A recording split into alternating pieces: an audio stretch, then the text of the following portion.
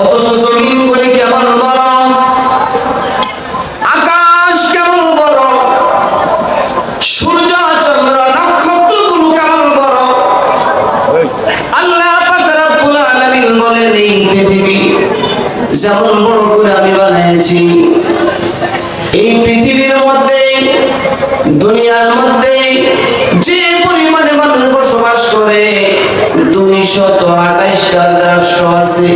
কয়টা দেশ আছে সারা পৃথিবীতে? বিশ্বে 228টা। কয়টা বলেন? 228টা দেশ। 228টা দেশে যেই পরিমাণে জায়গা দখল করেছে এটাকে বিশ্ব বলে। এর বাহিরে 18,000 মাখলুকাত, সকলের জন্য আলাদা আলাদা রাষ্ট্রের ব্যবস্থা আছে। জোরে বলেন সুবহানাল্লাহ। সবার জন্য মানুষ যেমন এলাকায় মাটির কিছু অংশ বসবাস করে, আলাদা গরুর জন্য আলাদা রাষ্ট্র আছে, বকরির আলাদা দেশ আছে, হাঁসের আলাদা দেশ আছে, মশা মাছির আলাদা রাষ্ট্র আছে। এবং সমস্ত মাখলুকাতের জন্য আল্লাহ তাআলা বন্টন করে করে জমিন দিয়েছেন। তুমি এই জমিনের এই অংশে বসবাস করো, তোমরা এই অংশে বসবাস করো। আপনারা বলবেন আমাদের সমাজে যেই সমস্ত হাইওয়ান জানোয়ার আছে এগুলি কি? এর জবাব হলো এগুলি আল্লাহ তাআলা আমাদের উপকারের জন্য দিয়েছেন। জোরে বলেন সুবহানাল্লাহ। সবগুলো আমাদের কল্যাণের জন্য আল্লাহ তাআলা একাই বলেন, হুয়াল্লাযী খালাকা লাকুম মা ফিল আরদি জামিআ।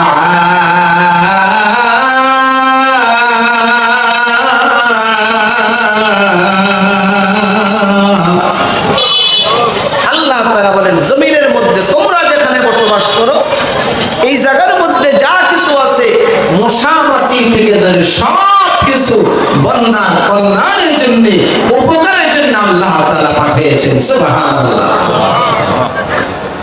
আমরা তো সব বুঝিও না, কি উপকার বুঝি না, স্বাভাবিকভাবে বুঝি একটা মশা মাছি পিপিলিকা আমাদের বরঞ্চ ক্ষতি করে, কোনো উপকার না। আমরা বাহ্যিকভাবে এটা দেখি, ঠিক না বেঠি? যে মশা তো মানুষের কি উপকারে আসে। আমার ভাইয়ের 1 মিনিটে বলি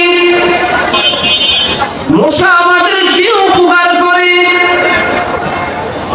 এই ধলাগাঁও বাজারের মধ্যে কোন দোকানের মধ্যে মশারি বিক্রি করেনি। মশারি আছে না? মশার কয়েল আসেনি। কয়েলের কোম্পানি দুনিয়ার কোথাও না কোথাও আছে কিনা, স্প্রে আছে কিনা, আমি বলবো সব বিস্তারিত বলার সময় নাই। আপনারা বাড়িতে যায়া এই মশার কয়েল বানাইবার জন্য যেগুলি পদার্থের দরকার হয়, মশার কয়েল যেখানে বানানো হয় এই জায়গার মধ্যে মশার মেডিসিন বানানো হয় না। মেডিসিনের জন্য আলাদা আরেকজনে কোম্পানি খুলেছেন, ঠিক না ঠিক? তার কোম্পানি আছে, মশা লাগানো মশার কয়েল লাগাই দেওয়া হয়। ছোট্ট একটা স্টেন আছে, এটা আরেকজনে বানায়। ওই কোম্পানির মধ্যে মেশিন তৈরি করা আছে, মেশিনের মধ্যে পার্টস আছে। এবার তালাশ করে দেখুন কত হাজার হাজার লক্ষ লক্ষ লোক মশার কামড় থেকে বাঁচার জন্য চাকরি করতেছে। এর দ্বারা আল্লাহ তাআলা তার রিজিকের ব্যবস্থা করেছেন। মশারির মধ্যে, মশারির ভিতরে শুয়া চিন্তা করে দেখেন যে এই মশারিটার মধ্যে কয়েক জাতের আইটেম আছে। নিচে একটা কাপড় বড়া আছে না নাই? এই কাপড় একদলে বানায়, সুই দিয়া শিলানো হয়েছে। সুই এক কোম্পানি বানায়, সেলাই করতেছে আরেকজন লোকে। উপরে আবার ফিতা আছে, ফিতা বানায় আরেক দলে, আরেকটা মেশিন আছে। এমনি ভাবে আলাদা আলাদা চিন্তা করে দেখিয়েন একটা মশার কামড় থেকে বাঁচার জন্য পৃথিবীর মধ্যে কোটি কোটি মানুষ কাজ করতেছে আর রিজিক তালাশ করতেছে, ঠিক না ঠিক? এজন্য আল্লাহ তাআলা বলেন হুয়াল্লাযী খালাকাকুম মা ফিল আরদি জামিআ। সবগুলো আমি আল্লাহ তাআলা তোমাদের জন্য সৃষ্টি করেছি। জোরে বলেন ঠিক না ঠিক? বলতেছিলাম তাহলে 18,000 মাখলুকাতের জন্য আলাদা আলাদা জমিনের ব্যবস্থা আল্লাহ তাআলা করেছেন। তাহলে চিন্তা করে দেখেন জমিন কত বড়, জমিন বড় না ছোট? জমিনের যে ছোট্ট পূর্ব আকাশে সকালবেলা একটা সূর্য উঠে, দেখতে মনে হয় ফুটবলের মতো। এই জমিনের তুলনায় আমরা সকলেই হয়তো বাজার কথা, জমিনের তুলনায় সূর্যটা ছোট না বড়? বলেন কি পরিমাণে বড়? 13 লক্ষ গুণ বড়। 13 লক্ষ গুণ। জমিন কেমন বড়? জমিনের তুলনায় সূর্য ছোট্ট দেখা যায়, সূর্যটা হলো 13 লক্ষ গুণ বড়। আমরা রাতের অন্ধকারে দেখি ছোট্ট ছোট্ট তারকা দেখা যায়। ছোট্ট ছোট্ট কি দেখা যায়? সূর্যের তুলনায় ছোট দেখা যায় না বড় দেখা যায়? বলেন সূর্যের তুলনায় অনেক ছোট দেখা যায়। সূর্যের তুলনায় তারকাগুলি ছোট দেখা যায়। আল্লাহর পয়গম্বর বলেন নিচের আকাশটাকে আল্লাহ তাআলা সৌন্দর্য করেছেন, সাজাইছেন তারকার দ্বারা। আল্লাহ বলেন ওয়ালাকাদ যায়্যানাস সামাআ আদ-দুনিয়া বিজিনাতিল কাওয়াকিব। নক্ষত্রের দ্বারা নিচের আকাশকে সুন্দর করেছেন। এই যে কাপড়ের মালিক সামিয়ানা তৈরি করেছে, এক রঙের কাপড় দিলে হইতো সে ভাবছে কাপড়টা একটু সাজাই আমি ফুল দিয়ে দিয়ে, ঠিক না বেঠি? ভাইরা আমার, আল্লাহ তাআলা আকাশকে সাজিয়েছেন এইভাবে। ছোট্ট ছোট্ট নক্ষত্রগুলি দেখা যায়, সূর্যের তুলনায় অনেক ছোট দেখা যায়। না না না, এই তারকাগুলো যদিও দেখতে ছোট দেখা যায়, এই তারকাগুলো প্রত্যেকটা তারকা সূর্যের চেয়ে 33 কোটি গুণ বড়। জোরে বলেন না আল্লাহু আকবার। সূর্যের তুলনায় কি পরিমাণে বড়? 33 গুণ না, 33 কোটি গুণ বড়। আল্লাহু আকবার। দেখতে দেখা যায় একেবারে ছোট। সূর্যের চেয়ে যদি 33 কোটি গুণ বড় হয়, হাজার হাজার নয়, লক্ষ লক্ষ নয়, কোটি কোটি তারকা আছে না? ভুল বললাম? কয় না না না, কয় দুনিয়ার মানুষ যদি আকাশের নক্ষত্রগুলো বর্ণনা করা শুরু করে দেয়, 800 কোটি মানুষ। কয়শো কোটি? 800 কোটি। 800 কোটি মানুষ যদি আকাশের ছোট ছোট নক্ষত্রগুলো বর্ণনা করা শুরু করে দেয়, তাহলে সময়ের পরিমাণ লাগবে 200 কোটি বছর। সুবহানাল্লাহ। 800 কোটি মানুষে গণনা করা শুরু করে দিলে সময় লাগবে কয়দিন? 200 কোটি বছর লাগবে এই তারকা গুনতে। আল্লাহু আকবার। তাহলে বোঝা গেল নক্ষত্র কম না বেশি, ছোট না বড়? অনেক বড়, অনেক বেশি। এবার আসেন এই আকাশের তুলনায় একটা তারকা থেকে আরেকটা তারকা কত দূরে দূরে দেখা যায়। তারপরে যদি তোমার এমন বেশি হয়, একটা তারকা আরেকটার সাথে লেগে নাই, ফাঁকা ফাঁকা, ঠিক না বেঠি? এবারে চিন্তা করে দেখেন আল্লাহ তাআলা তার আকাশটাকে কেমন বড় করে সৃষ্টি করেছে। আল্লাহু আকবার। মাথায় আসে না, চিন্তার মধ্যে ঢোকে না। আল্লাহর পয়গম্বর বলেন এত বড় আকাশ, এত নক্ষত্র, জমিনের চেয়ে এত গুণ বড়, সবগুলো যদি একটা আকাশে নয়, 7টা আকাশ 7টা জমিন ভেঙে যদি মিজানের পাল্লার মধ্যে তুলে দেওয়া হয়, দেখা যাবে মিজানের পাল্লার মধ্যে একটা ডিম রেখেছে। আমার উম্মত যদি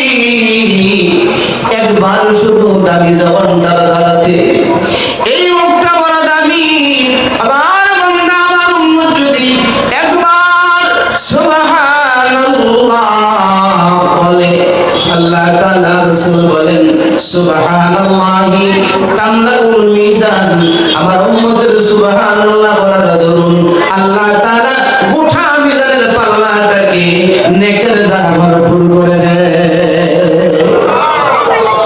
দেখেন কত বড় মালিক পেয়েছিলাম, যিনি বড় ভালো। দলাগাঁও বাজারে এমন কোন মালিক নাই তার কর্মচারীকে এত বেশি দিবেন, আছে? এমন কেউ নাই।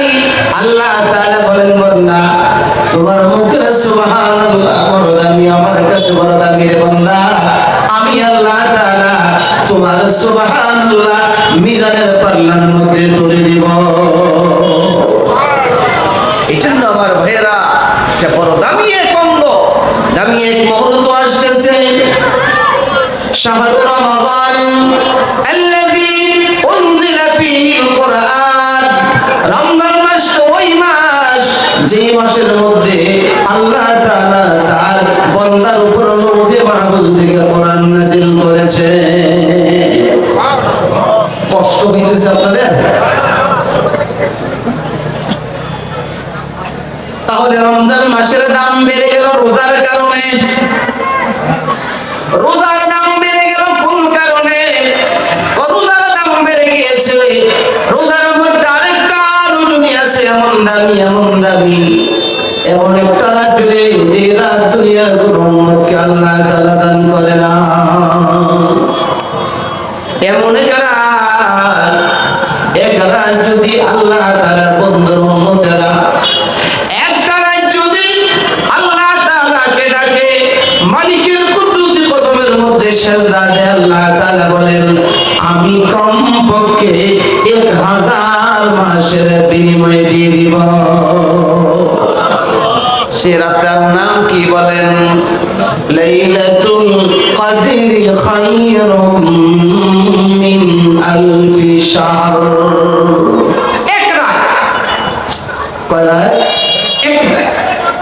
এক রাত যদি কোন কাজের লোক কাজ করে মালিকের, মালিক বলে 1000 মাসের চেয়ে আরো বেশি মাসের বেতন বোনাস আমি তোমাকে দিয়ে দেব। এত বেশি কেন দিবেন? এই কথা না বলবো একটু পরে, তাহলে বোঝার চেষ্টা করি। রমজান মুবারকের দাম বেড়ে গিয়েছে, রোজার কারণে রোজার দাম বেড়ে গিয়েছে, লাইলাতুল কদরের কারণে। আর লাইলাতুল কদরের দাম বেড়ে গিয়েছে একমাত্র কোরআন নাযিল হওয়ার কারণে। ঠিক না ঠিক? আল্লাহ বলেন ইন্না আনজালনাহু ফি লাইলাতিল কদর। কিছু বলবেন? ইন্না আনজালনাহু ফি লাইলাতিল কদর, কোরআনকে আল্লাহ তাআলা লাইলাতুল কদরের মধ্যে নাযিল করেছেন। তাহলে বোঝা গেল কোরআনের বাড়ি এই এলাকায় নয়, দলাগাঁও নয়, রামপাল নয়, মুন্সিগঞ্জ নয়, ঢাকা সিটির নয়, গোটা পৃথিবীর নয়। কোরআনের বাড়ি দুনিয়ায় নয়, কোরআনের বাড়ি হলো বাড়ি হুয়া কুরআনুম মাজিদুন ফি লাওহিম মাহফুজ। আল্লাহু আকবার। লৌহে মাহফুজ থেকে আল্লাহ তাআলা কোরআন নাযিল করেছেন। যে রাত্রে নাযিল করেছেন, রাত হয়ে গেল দামি। যেই মাসের মধ্যে নাযিল করেছেন, মাস হয়ে গেল দামি। আল্লাহ তাআলা বলেন যে বান্দার উপর নাযিল করা হয়েছে, যে নবীর উপর কোরআন নাযিল করা হয়েছে, নবী হয়ে গেল দামি। নবীর যে উম্মতের উপর কোরআন নাযিল করা হয়েছে, ওই উম্মত হয়ে গেল সবচেয়ে দামি। সবাই যদি দামি হতে পারে, রাতে নাযিল করেছেন ঠিক, রাতে কিন্তু কোরআনের উপর কোনো আমল করে না। রাতে কোরআন শরীফের উপর কোনো, রাতের উপর কোনো আইন আছে? কথাটা বুঝেন নাই মনে হয়। এই যে একটা রাত, রাতের উপরও তো কোনো আইন নাই, আইন আছে আমার আপনার উপরে। ঠিক না বেঠিক? রাত্রকে আল্লাহ তাআলা বলে না এই রাত তুমি কোরআন শরীফ তেলাওয়াত করো, আমাদেরকে আল্লাহ তাআলা বলেছেন কোরআন তেলাওয়াত করো। ঠিক না বেঠিক? এই জন্য আমার ভাইয়ারা, এই রমজানুল মুবারক সম্পর্কে কোরআন নাযিল হয়েছে, যাদের উপর কোরআন নাযিল হয়েছে তারা দামি। আল্লাহ তাআলাকে প্রশ্ন করা হলো, আল্লাহ কোরআনটা আপনি কেন নাযিল করেছেন, কোন কারণে নাযিল করেছেন? আল্লাহ পাক রব্বুল আলামিন বলেন, হুদাল লিন্নাস, আমার বান্দাদেরকে আমি আল্লাহ তাআলা তাদের জন্য একটা বাড়ি বানিয়েছি, বাড়ি বরাদ্দ করে দিয়েছি। ওই বাড়ি কিভাবে যাবে রে, ওই বাড়ির সব কিছু আমি এই কোরআনের মধ্যে তার সব নকশা লিখে দিয়েছি। আপন আপন বাড়িতে যাওয়ার জন্য দুনিয়ার সবার কিছু না কিছু জায়গা আছে না, কাগজপত্র আছে না নাই, সব কিছু আছে। আল্লাহ তাআলা বলেন, বান্দার জন্য আমি আল্লাহ পাক রব্বুল আলামিন একটা বাড়ি বানিয়েছি। ওই বাড়িতে কিভাবে যাবে, দুনিয়ার মধ্যে আসার পর কখন কি করবে, এই বাড়ির ঠিকানা এই কোরআনের মধ্যে লেখা আছে। বান্দা ওই বাড়িতে পৌঁছার জন্য যা যা প্রয়োজন সব কিছু আমি আল্লাহ তাআলা কোরআনের মধ্যে লিখে দিয়েছি। হুদাল লিন্নাস, গোটা মানব জাতির জন্য হেদায়েতের গ্রন্থ হলো কোরআন। যে হেদায়েতের আলো পেয়ে গেলেই এই বান্দারা তার নিজ বাড়ি জান্নাতে সহজে চলে যাবে। ঠিক না ভাই? ঠিক। কোরআনের আলো ছাড়া জান্নাতে যাওয়া কোনোভাবেই কিনা সম্ভব, কোনোভাবেই সম্ভব। এজন্য কোরআন যারা গ্রহণ করেছেন, রাহমাতুল্লাহি ওয়া বারাকাতুহু,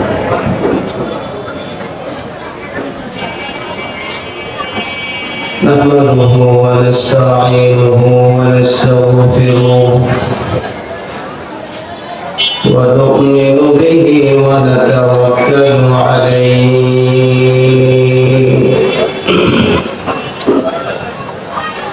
ونعوذ بالله من شرور أنفسنا ومن سيئات أعمالنا.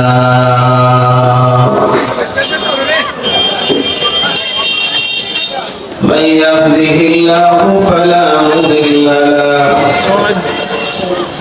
ومن يضلله فلا هادي له. ونشهد أن لا إله إلا الله وحده لا شريك له. ونشهد أن محمدا عبده ورسوله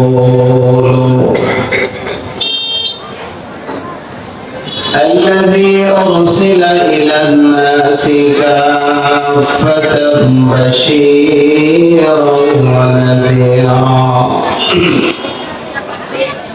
وداعيا إلى الله بإذنه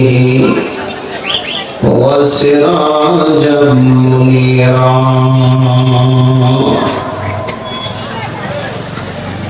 أما بعد فقد قال الله تعالى في كلامه المجيد وفرقانه الحميد. أعوذ بالله من الشيطان الرجيم. بسم الله الرحمن الرحيم.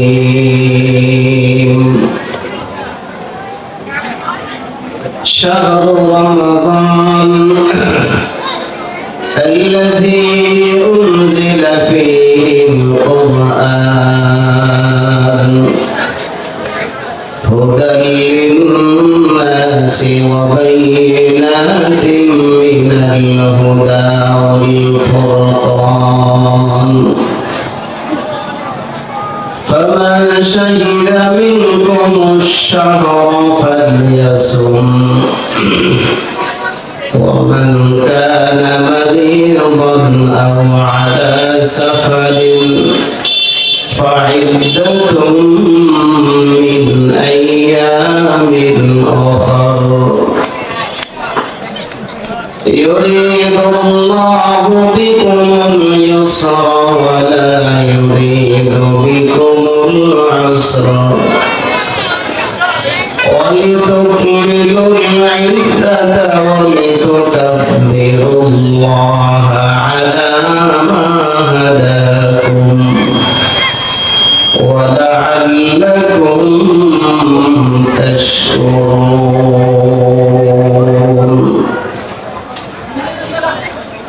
وقال سيدنا رسول الله صلى الله عليه وسلم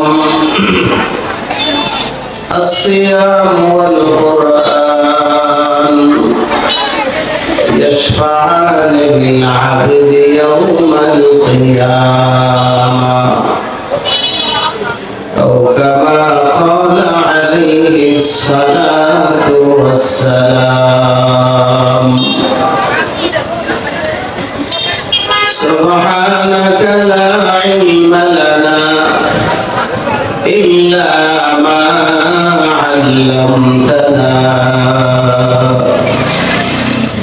إنك أنت العليم الحكيم. إن الله وملائكته يصلون على النبي يا أيها الذين آمنوا صلوا عليه وسلموا تسليما. সকলে দিন থেকে দরুদ শরীফ পড়ি। আল্লাহুম্মা সাল্লি আলা মুহাম্মাদ ওয়া আলা কামা সাল্লাইতা আলা ইব্রাহিম ওয়া আলা আলি ইব্রাহিম ইন্নাকা হামিদুম মাজিদ। اللهم بارك على محمد وعلى آل محمد كما باركت على إبراهيم وعلى آل إبراهيم إنك حميد مجيد. لا إله إلا الله لا إله لا إله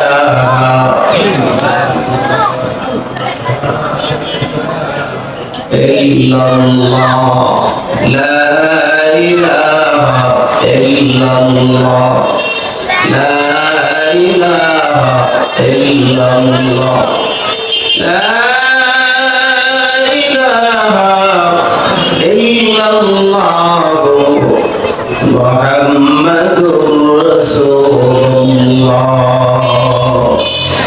সকলেই বলেন সাল্লাল্লাহু আলাইহি ওয়াসাল্লাম।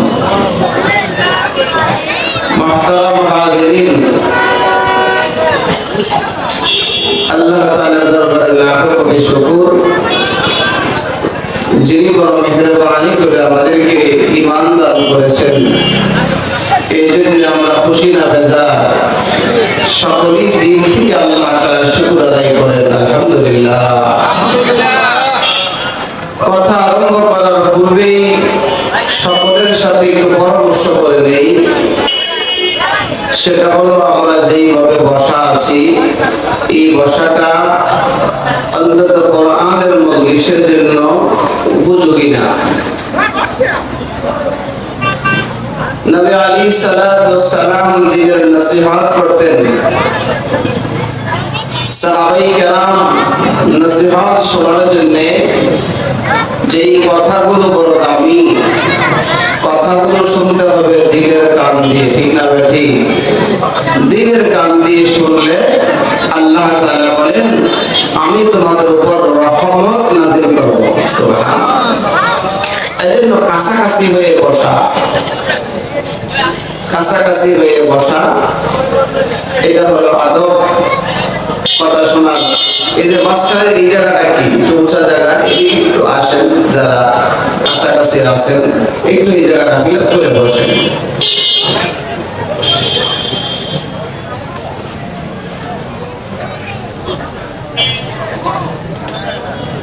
আমরা যারা আসতেছি একবারে কাছাকাছি এসে বসি, আল্লাহ তাআলা তৌফিক দান করেন, আমিন। এই মজলিস গতকাল হয়তো বা ছিল না, আগামী দিনও থাকবে না, ঠিক না? কি বলেন?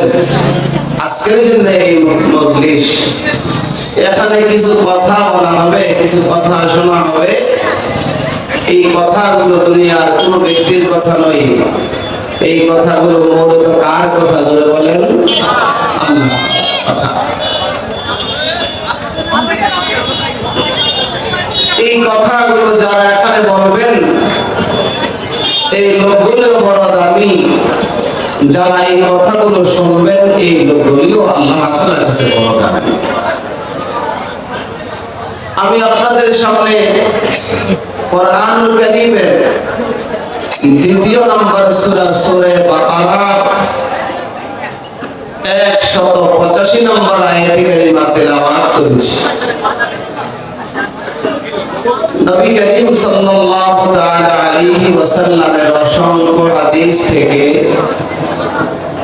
ছোট একটি হাদিস তেলাওয়াত করেছি। কিছু কথা যেন আল্লাহ তাআলা এমন বের করেন যে কথাগুলো বক্তা শ্রোতার সকলেরই দরকারি, এমন কথা যেন বের করে দেন, সকলেই বলেন আমিন।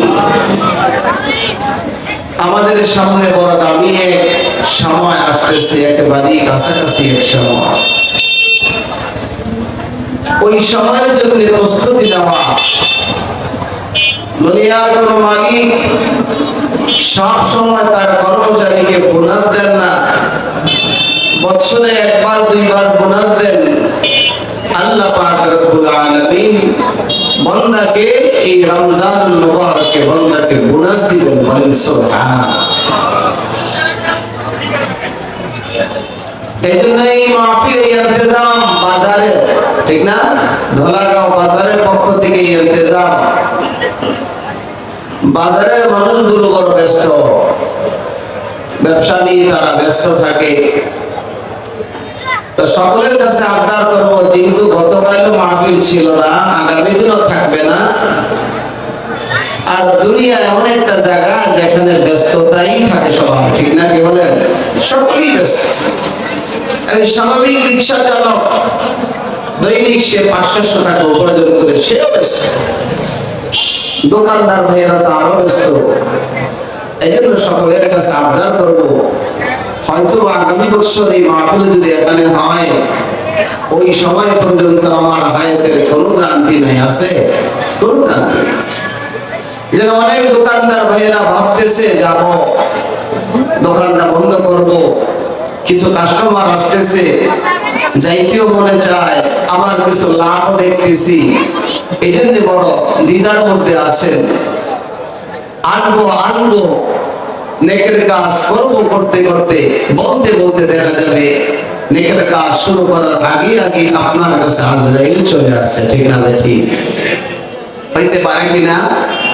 এই জন্য সবসময় বলি করবো, নামাজ পড়বো, আর এসবে গোয়ম কে ফরদা তরকে ইসৌদা কুনাম বাজে চো ফরদা শাবদে ইমরোজে রা ফরদা কুনাম বাজে চো ফরদা শাবদে ইমরোজে রা ফরদা কুনাম।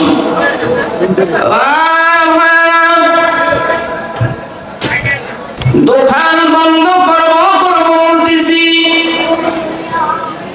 লাভ কিছু দেখতেছি, সফলতা দোকানদারের মধ্যে তালাশ করে বের করেছি। আল্লাহ তাআলা বলে, বান্দা তোমার দোকানের মধ্যে সফলতা নই, বেচাকেনি বেশি হইলে সফলতা নয়। আল্লাহ তাআলা বলেন তোমার জন্য সফলতার মূল নীতি আমি আল্লাহ তাআলা বর্ণনা করে দিয়েছি রে বান্দা। তোমার সফলতা ব্যবসার মধ্যে নয়, কারণ এই ব্যবসা একদিন তোমার হাত ছাড়া হয়ে যাবে, ঠিক না বেঠি? এই ধলাগাঁও বাজারের অনেক ব্যবসায়ী ছিলেন, আজকে তাদেরকে আমরা মাটির নিচে 3টা কাপড় দিয়া পেছাইয়া রেখে দিয়ে আসছি, ঠিক না বেঠি? না, ধলাগাঁও বাজারের শুরু থেকে যে সমস্ত ভাইয়েরা ব্যবসা আরম্ভ করেছেন তারা সকলেই আছে, কেউ মারা যায় না, এমন নাকি ঘটনাটা? বলেন না। এই জন্য আল্লাহ তাআলা বলেন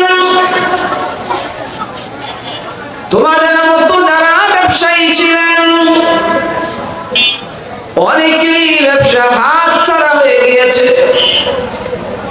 তারা দোকানের মালিক একদিন ছিলেন, এই মুন্সিগঞ্জ সদরের বিল্ডিং এর মালিক তারা ছিলেন। এই মানুষগুলো বিল্ডিং তাদের হাত ছাড়া হয়ে গিয়েছে, মার্কেটের মালিক তারা ছিলেন, হাত ছাড়া হয়ে গিয়েছে। বান্দারে, আজকে তুমি মালিক হয়েছো, তুমিও ধারণা কি করতেছো যে তোমার মালিকানা পরিবর্তন হবে না?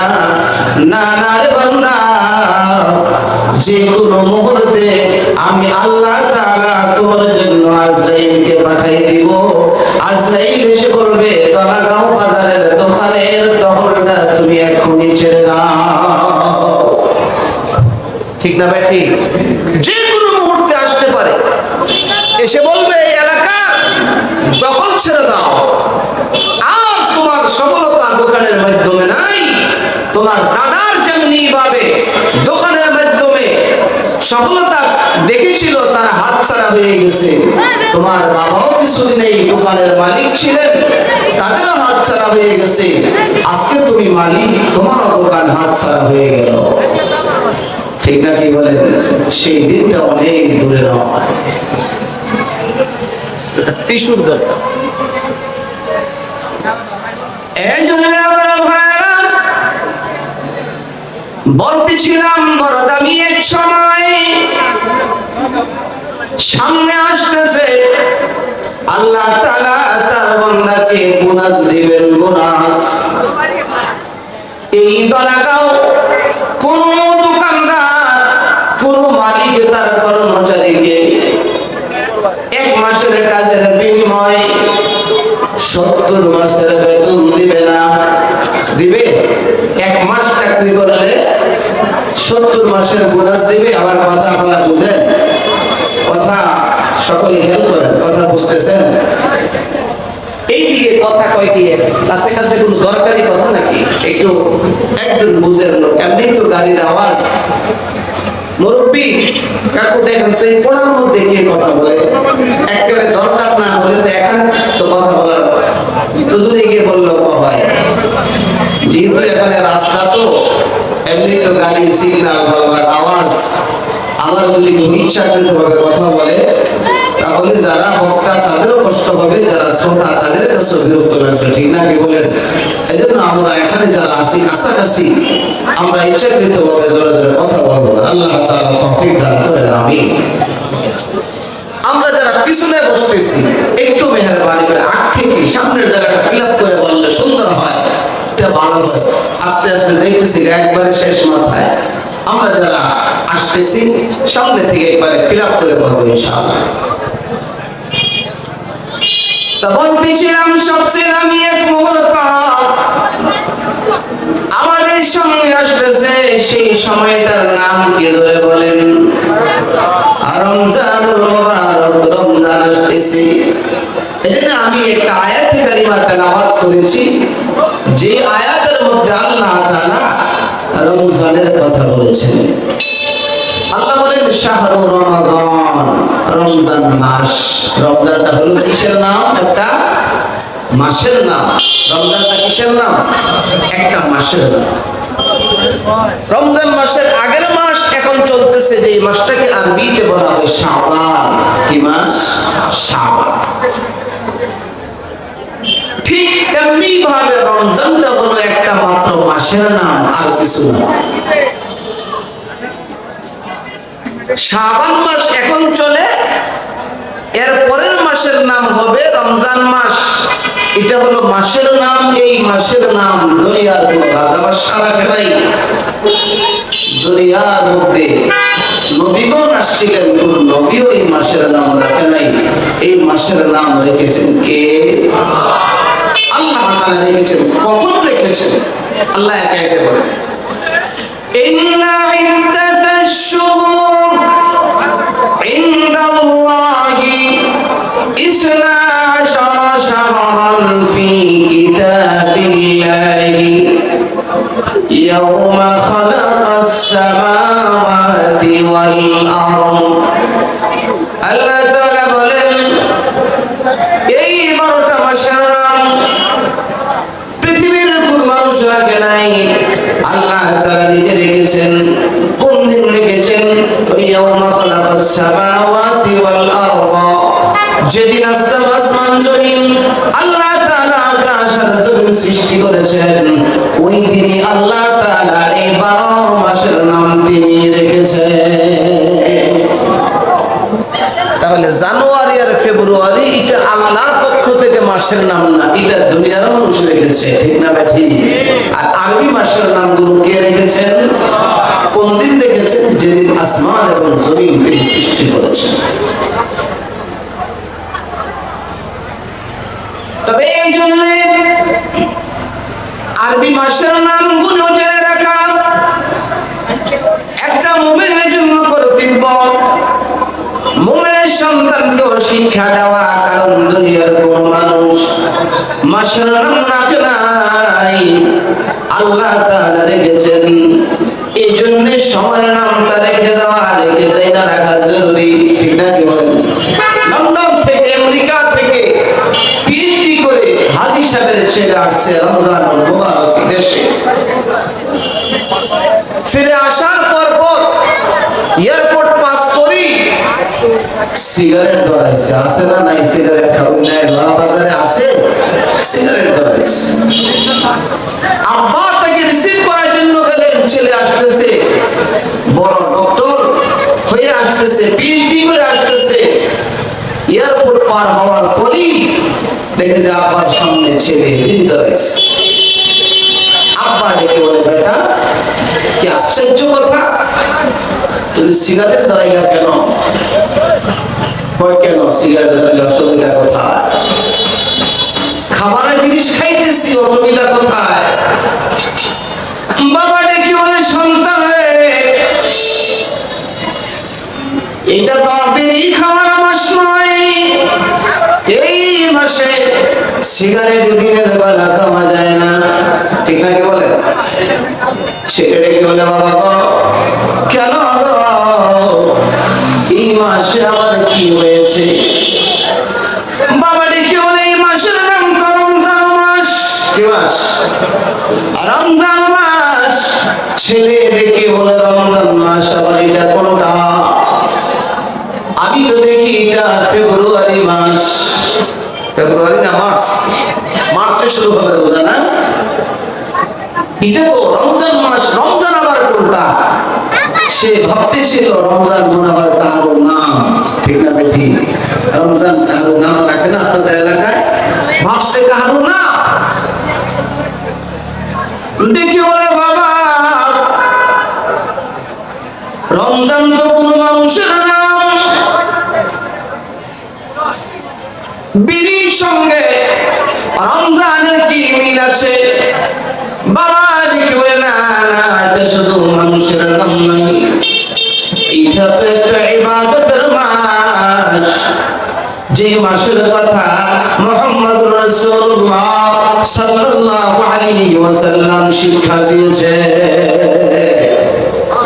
কে শিখাইছেন আমাদেরকে? আমাদের নবী শিক্ষা দিয়েছেন। ছেলেদের বলে, বাবা গো, নবী আপনাদেরকে মাসের নাম শিক্ষা দিয়েছে, মাসের গুরুত্ব শিক্ষা দিয়েছে, আর আমাকে আপনি শিখান নাই। আমাকে শিখিয়েছেন জানুয়ারি আর ফেব্রুয়ারি, জানুয়ারি আর ফেব্রুয়ারি শিক্ষা দিয়ে আমার ভিতরে থেকে রমজান মাসে আদায় করতে চান রে বাবা, জীবন চলে যাবে, রমজান মাসের গুরুত্ব আমার কাছে তালাশ করে পাবেন না। ঠিক না ঠিক? আমার নাদানম জানুয়ারি ও ফেব্রুয়ারি, manadhanam Januari Februari manhidhanam Salema Paygambari, manhidhanam Salema Paygambari। বাবাকে কোন বাবা শিক্ষা দিয়েছেন দুনিয়ার মানুষ যে মাসের নামগুলো রেখেছে জানুয়ারি আর ফেব্রুয়ারি, আমাকে জানুয়ারি আর ফেব্রুয়ারি শিক্ষা দিয়ে রমজান মাসের সবক যদি নেওয়ার চেষ্টা করেন বাবা গো, না আমার পক্ষ থেকে রমজান মাসের গুরুত্ব আপনি পাবেন না, কারণ হলো আপনি আমাকে এটা শিক্ষা দেন না। ঠিক না ঠিক? এই সন্তানগুলো কিয়ামতের মাঠে আল্লাহ যখন বলবে জাহান্নামে যাও, তখন বলবো না এমনি যাব না। কেমনে? ওই যে পিতা মাতা আমাদেরকে এই ঈমান শিক্ষা দেয় নাই, কোরআন শিখায় নাই, ওই পিতা মাতা বুকের মধ্যে পা রেখে জাহান্নামে যাব। জোরে বলেন নাউজুবিল্লাহ। নাজআলহুমা তাহতা আকদামিনা লিয়াকুনা মিনাল আসফালিন। তখন বুঝে আসবে হায় হায় আমি আমার দায়িত্ব পালন করি নাই। ঠিক না ঠিক? ভাইয়ারা আমার বলতেছিলাম রমজান হলো মাসের নাম। আল্লাহ পাক রব্বুল আলামিন বলেন রমজান এটা কোন জিনিস, কিসের নাম? আল্লাহ তাআলা রমজান মাসে রমজান মাসকে দামি বানিয়ে দিয়েছেন রোজা এই মাসের মধ্যে বান্দার উপর ফরজ করে দিয়ে। সুবহানাল্লাহ। রমজান মাস দামি হয়ে গেল কিসের কারণে?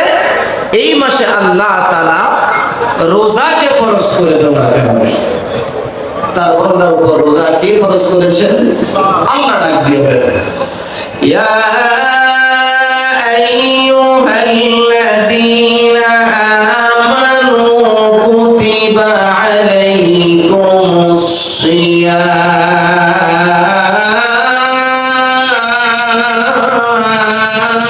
সিয়াম কামা কুতিবা আলাল্লাযীনা মিন ক্বাবলিকুম লাআল্লাকুম তাত্তাকুন।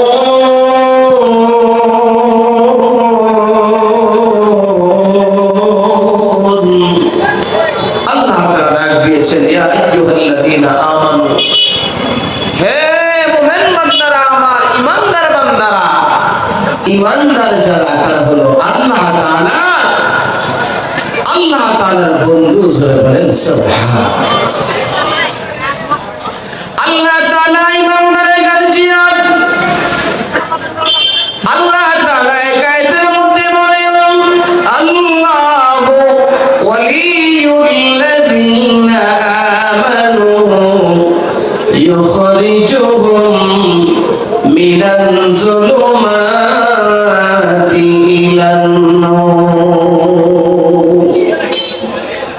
যারা ঈমানদার আল্লাহ তাআলা বলেন আমি তাদের গার্জিয়ান, আমি তাদের প্রভু, আমি তাদের হিতাকাঙ্ক্ষী, আমি আমার ঈমানদার বান্দাদের বন্ধু। আল্লাহ তাআলা বলেন আমার বান্দাদেরকে আমি জাহান্নামের পথ থেকে সোজা জান্নাতের দিকে নিয়ে যাই। জাহান্নামের পথ থেকে কোথায় নিয়ে যান? জান্নাতের দিকে। ভাইয়ারা আমার বলতেছিলাম রমজান মাস দামি হয়ে গেল কিসের কারণে বলেন? কিসের কারণে? রোজার কারণে। রমজান মাস দামি কিসের কারণে? রোজার কারণে। এই মাসে আল্লাহ তাআলা রোজাকে ফরজ করেছেন, এই জন্য এই মাসের দাম বেড়ে গিয়েছে। আল্লাহ তাআলা যদি রমজান মাসে রোজা ফরজ না করে এই মাসে বর্তমান শাবান মাস চলতেছে, শাবান মাসে রোজা ফরজ করলে শাবান মাসের দাম বেড়ে যেত। ঠিক না ঠিক? আল্লাহ তাআলা বলেন রমজান মাস কোন মাস? আল্লাযী উনজিলা ফীহিল কুরআন। রমজান মাস তো ওই মাস যে মাসের মধ্যে আল্লাহ তাআলা তার বান্দার উপর লাওহে মাহফুজের কোরআন নাযিল করেছেন। সুবহানাল্লাহ, সবাই মিলে বললেন। এই কথাটা ভাইবেন না যে বারবার বলুন সুবহানাল্লাহ বলা কত লসের মধ্যে যে আছি। আল্লাহর কসম, আল্লাহর কসম করে বলি, নবীজি বলেছেন একবার সুবহানাল্লাহ বললে আল্লাহ তাআলা কি পরিমাণে নেক দেন, ওই মিজানের পাল্লাটা ভরে নেক দিয়ে দেন। সাহাবায়ে কেরাম বলেন নবী গো মিজানের পাল্লাটা কেমন বড়? এটা কি ধরা গাও বাজারের সম পরিমাণ, না রামপালের সম পরিমাণ, না মুন্সিগঞ্জ সদরের সম পরিমাণ? আল্লাহর পয়গম্বর ডেকে বলে সাহাবীরা মিজানের পাল্লাটা কেমন বড় হবে? 7টা আকাশ 7টা জমিন যদি একত্রিত করা হয়, 7 আসমান 7 জমিন একসাথে করে মিজানের পাল্লার মধ্যে যদি রেখে দেওয়া হয়, তখন দেখা যাবে মিজানের পাল্লার মধ্যে যেন একটা ডিম রেখেছে। মিজানের পাল্লার মধ্যে কি রাখছে মনে হবে? একটা ডিম। বিশাল বড় এই যে বাজারের এই রাস্তার মধ্যে একটা ডিম রাখলে এই ডিমটায় কি পরিমাণে জায়গা দখল করবে? একেবারেই সামান্য না। 7 আকাশ 7 জমিন একত্রিত করে যদি মিজানের পাল্লার মধ্যে রেখে দেওয়া হয়, তখন দেখা যাবে যে একটা ডিম রাখছে।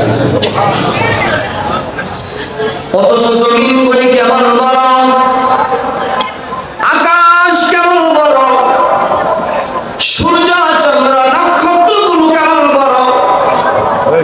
আল্লাহ পাক রব্বুল আলামিন বলেন এই পৃথিবী যেমন বড় করে আমি বানিয়েছি, এই পৃথিবীর মধ্যে দুনিয়ার মধ্যে যে পরিমাণে মানুষ বসবাস করে 228টা রাষ্ট্র আছে। কয়টা দেশ আছে সারা পৃথিবীতে? বিশ্বে 228টা। কয়টা বলেন? 228টা দেশ। 228টা দেশে যেই পরিমাণে জায়গা দখল করেছে এটাকে বিশ্ব বলে। এর বাহিরে 18,000 মাখলুকাত, সকলের জন্য আলাদা আলাদা রাষ্ট্রের ব্যবস্থা আছে। যারা বলেন সুবহানাল্লাহ। সবার জন্য মানুষ যেমন এলাকায় মাটির কিছু অংশ বসবাস করে, আলাদা গরুর জন্য আলাদা রাষ্ট্র আছে, বকরির আলাদা দেশ আছে, হাঁসের আলাদা দেশ আছে, মশা মাছির আলাদা রাষ্ট্র আছে। এমন সমস্ত মাখলুকাতের জন্য আল্লাহ তাআলা বন্টন করে করে জমিন দিয়েছেন। তুমি এই জমিনের এই অংশে বসবাস করো, তোমরা এই অংশে বসবাস করো। আপনারা বলবেন আমাদের সমাজে যে সমস্ত হাইওয়ান জানোয়ার আছে এগুলি কি? এর জবাব হলো এগুলি আল্লাহ তাআলা আমাদের উপকারের জন্য দিয়েছেন। জোরে বলেন সুবহানাল্লাহ।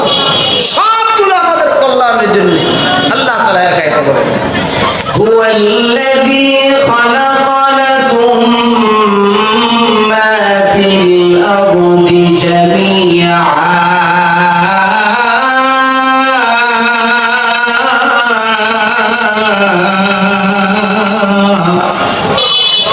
আল্লাহ তাআলা বলেন জমিনের মধ্যে তোমরা যেখানে বসবাস করো এই জায়গার মধ্যে যা কিছু আছে মশা মাছি থেকে ধরে সব কিছু বান্দার কল্যাণের জন্য, উপকারের জন্য আল্লাহ তাআলা পাঠিয়েছেন। সুবহানাল্লাহ। আমরা তো সব বুঝিও না, কি উপকার বুঝি না, স্বাভাবিকভাবে বুঝি একটা মশা মাছি পিপিলিকা আমাদের বরঞ্চ ক্ষতি করে, কোনো উপকার না।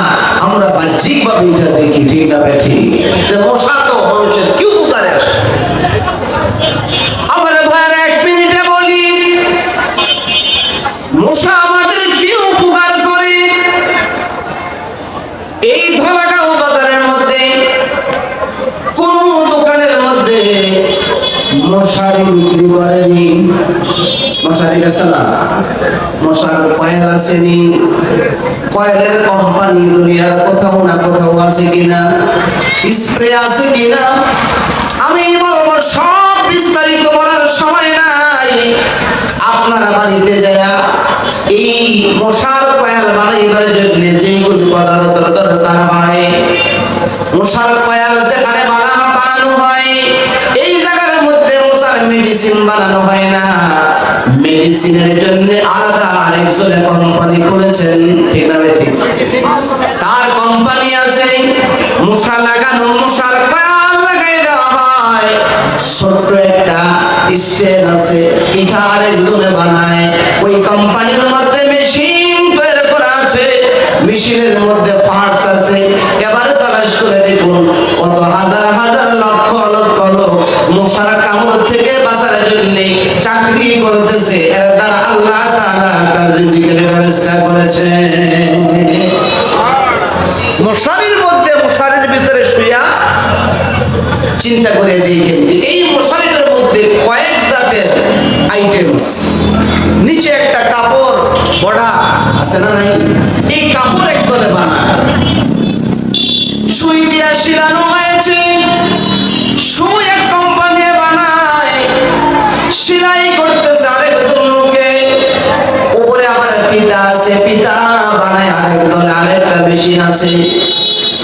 এমনি ভাবে আলাদা আলাদা চিন্তা করে দেখিয়েন একটা মশার কামড় থেকে বাঁচার জন্য পৃথিবীর মধ্যে কোটি কোটি মানুষ কাজ করতেছে আর রিজিক তালাশ করতেছে, ঠিক না ঠিক? এজন্য আল্লাহ তাআলা বলেন হুয়াল্লাযী খালাকাকুম মা ফিল আরদি জামিআ। সবগুলি আমি আল্লাহ তাআলা তোমাদের জন্য সৃষ্টি করেছি। জোরে বলেন ঠিক না ঠিক? ভাইয়ারা আমার, বলতেছিলাম তাহলে 18,000 মাখলুকাতের জন্য আলাদা আলাদা জমিনের ব্যবস্থা আল্লাহ তাআলা করেছেন। তাহলে চিন্তা করে দেখেন জমিন কত বড়, জমিন বড় না ছোট? জমিনের যে ছোট্ট পূর্ব আকাশে সকালবেলা একটা সূর্য উঠে, দেখতে মনে হয় ফুটবলের মতো। এই জমিনের তুলনায় আমরা সকলেই হয়তো বাজার কথা, জমিনের তুলনায় সূর্যটা ছোট না বড়? বলেন কি পরিমাণে বড়? 13 লক্ষ গুণ বড়। 13 লক্ষ গুণ। জমিন কেমন বড়? জমিনের তুলনায় সূর্য ছোট দেখা যায়, সূর্যটা হলো 13 লক্ষ গুণ বড়। আমরা রাতের অন্ধকারে দেখি ছোট ছোট তারকা দেখা যায়। ছোট ছোট কি দেখা যায়? সূর্যের তুলনায় ছোট দেখা যায় না বড় দেখা যায়? বলেন সূর্যের তুলনায় অনেক ছোট দেখা যায়। সূর্যের তুলনায় তারকাগুলি ছোট দেখা যায়। আল্লাহর পয়গম্বর বলেন নিচের আকাশটাকে আল্লাহ তাআলা সৌন্দর্য করেছেন, সাজাইছেন তারকার দ্বারা। আল্লাহ বলেন ওয়ালাকাদ যায়্যানাস সামাআ আদ-দুনিয়া বিজিনাতিল কাওয়াকিব। নক্ষত্রের দ্বারা নিচের আকাশকে সুন্দর করেছেন। এই যে কাপড়ের মালিক সামিয়ানা তৈরি করেছে, এক রঙের কাপড় দিলে হইতো, সে ভাবছে কাপড়টা একটু সাজাই আমি ফুল দিয়ে দিয়ে, ঠিক না বেঠি? ভাইরা আমার, আল্লাহ তাআলা আকাশকে সাজিয়েছেন এইভাবে। ছোট্ট ছোট্ট নক্ষত্রগুলি দেখা যায়, সূর্যের তুলনায় অনেক ছোট দেখা যায়। না না না, এই তারকাগুলো যদিও দেখতে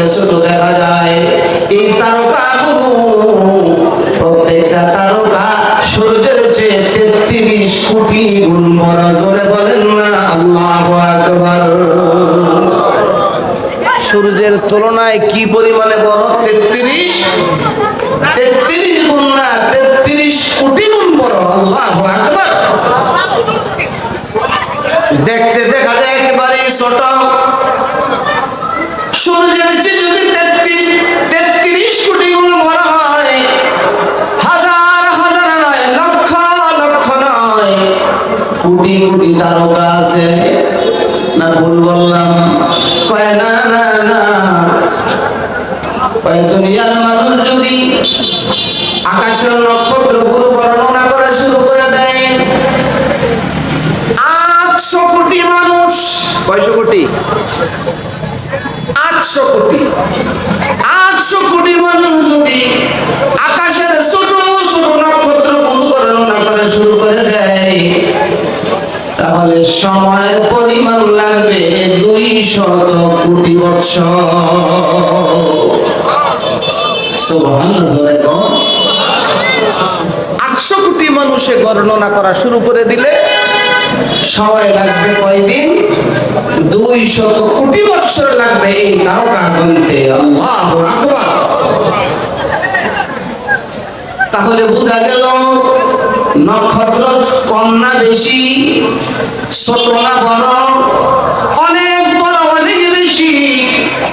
এবার আসেন এই আকাশের তুলনায় একটা তারকা থেকে আরেকটা তারকা কত দূরে দূরে দেখা যায়।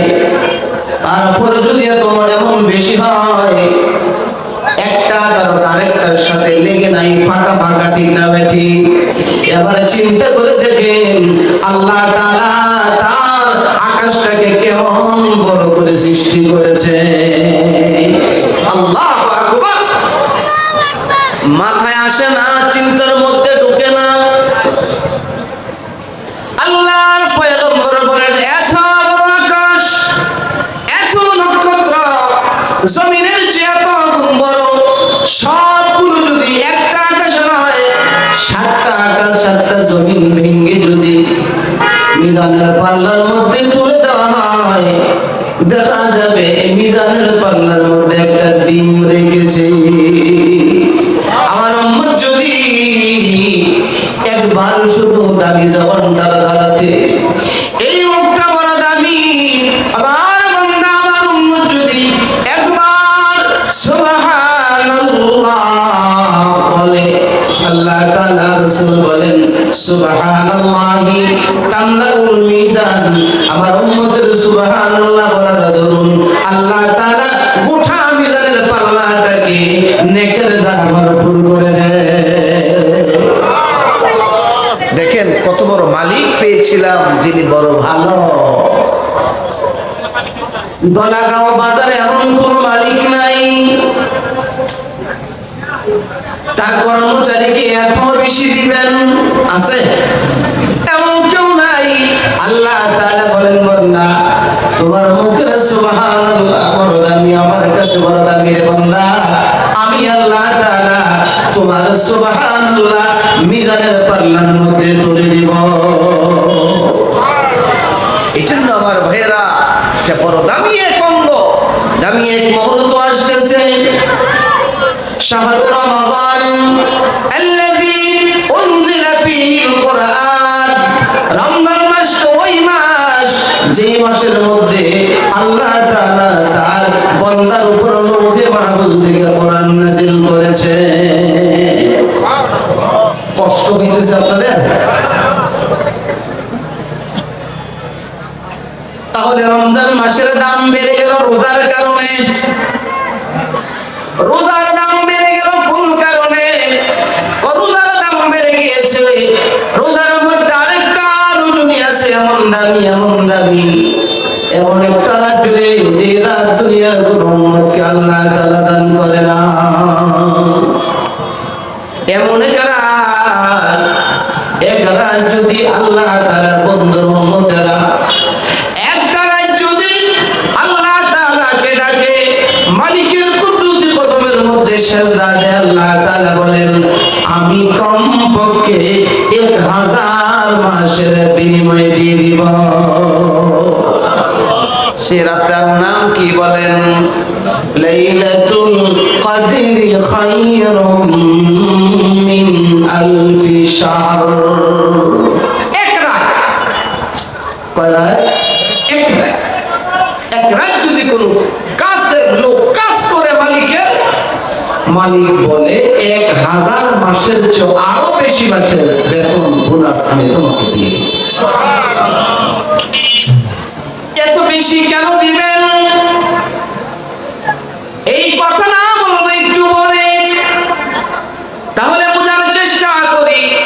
রমজান মুবারকের দাম বেড়ে গিয়েছে, রোজার কারণে রোজার দাম বেড়ে গিয়েছে, লাইলাতুল কদরের কারণে। আর লাইলাতুল কদরের দাম বেড়ে গিয়েছে একমাত্র কোরআন নাযিল হওয়ার কারণে। ঠিক না বেঠিক? আল্লাহ বলেন ইন্না আনজালনাহু ফি লাইলাতিল কদর। তো বলবেন ইন্না আনজালনাহু ফি লাইলাতিল কদর। কোরআনকে আল্লাহ তাআলা লাইলাতুল কদরের মধ্যে নাযিল করেছেন। তাহলে বোঝা গেল কোরআনের বাড়ি এই এলাকায় নয়, দলাগাঁও নয়, রামপাল নয়, মুন্সিগঞ্জ নয়, ঢাকা সিটির নয়, গোটা পৃথিবীর নয়। কোরআনের বাড়ি দুনিয়ায় নয়, কোরআনের বাড়ি হলো বাড়ি হুয়া কুরআনুম মাজিদুন ফি লাওহিম মাহফুজ। আল্লাহু আকবার। লৌহে মাহফুজ থেকে আল্লাহ তাআলা কোরআন নাযিল করেছেন। যে রাত্রে নাযিল করেছেন, রাত হয়ে গেল দামি। যেই মাসের মধ্যে নাযিল করেছেন, মাস হয়ে গেল দামি। আল্লাহ তাআলা বলেন যে বান্দার উপর নাযিল করা হয়েছে, যে নবীর উপর কোরআন নাযিল করা হয়েছে, নবী হয়ে গেল দামি। নবীর যে উম্মতের উপর কোরআন নাযিল করা হয়েছে, ওই উম্মত হয়ে গেল সবচেয়ে দামি। সবাই যদি দামি হতে পারে, রাতে নাযিল করেছেন ঠিক, রাতে কিন্তু কোরআনের উপর কোনো আমল করে না। রাতে কোরআন শরীফের উপর কোনো, রাতের উপর কোনো আইন আছে? কথাটা বুঝেন নাই মনে হয়। এই যে একটা রাত, রাতের উপর তো কোনো আইন নাই, আইন আছে আমার আপনার উপরে। ঠিক না বেঠিক? রাত্রকে আল্লাহ তাআলা বলে না এই রাত তুমি কোরআন শরীফ তেলাওয়াত করো, আমাদেরকে আল্লাহ তাআলা বলেছে কোরআন তেলাওয়াত করো। ঠিক না বেঠিক? এজন্য আমার ভাইয়ারা, এই রমজানুল মুবারকে কোরআন নাযিল হয়েছে, যাদের উপর কোরআন নাযিল হয়েছে তারা দামি। আল্লাহ তাআলাকে প্রশ্ন করা হলো, আল্লাহ কোরআনটা আপনি কেন নাযিল করেছেন? কোন কারণে নাযিল করেছেন? আল্লাহ পাক রব্বুল আলামিন বলেন হুদাল লিন্নাস। আমার বান্দাদেরকে আমি আল্লাহ তাআলা তাদের জন্য একটা বাড়ি বানিয়েছি, বাড়ি বরাদ্দ করে দিয়েছি। ওই বাড়ি কিভাবে যাবে রে? ওই বাড়ির সব কিছু আমি এই কোরআনের মধ্যে তার সব নকশা লিখে দিয়েছি। আপন আপন বাড়িতে যাওয়ার জন্য দুনিয়ার সবার কিছু না কিছু জায়গা আছে না? কাগজপত্র আছে না নাই? সব কিছু আছে। আল্লাহ তাআলা বলেন বান্দার জন্য আমি আল্লাহ পাক রব্বুল আলামিন একটা বাড়ি বানিয়েছি। ওই বাড়িতে কিভাবে যাবে, দুনিয়ার মধ্যে আসার পর কখন কি করবে, এই বাড়ির ঠিকানা এই কোরআনের মধ্যে লেখা আছে। বান্দা ওই বাড়িতে পৌঁছার জন্য যা যা প্রয়োজন সব কিছু আমি আল্লাহ তাআলা কোরআনের মধ্যে লিখে দিয়েছি। হুদাল লিন্নাস। গোটা মানব জাতির জন্য হেদায়েতের গ্রন্থ হলো কোরআন। যে হেদায়েতের আলো পেয়ে গেলেই এই বান্দারা তার নিজ বাড়ি জান্নাতে সহজে চলে যাবে। ঠিক না বেঠিক? কোরআনের আলো ছাড়া জান্নাতে যাওয়া কোনোভাবেই কিনা সম্ভব? কোনোভাবেই সম্ভব। এজন্য কোরআন যারা গ্রহণ করেছে, ওই বাড়িতে কিভাবে যাবে, দুনিয়ার মধ্যে আসার পর কখন কি করবে, এই বাড়ির ঠিকানা এই কোরআনের মধ্যে লেখা আছে। বান্দা ওই বাড়িতে পৌঁছার জন্য যা যা প্রয়োজন সব কিছু আমি আল্লাহ তাআলা কোরআনের মধ্যে লিখে দিয়েছি। হুদাল লিন্নাস।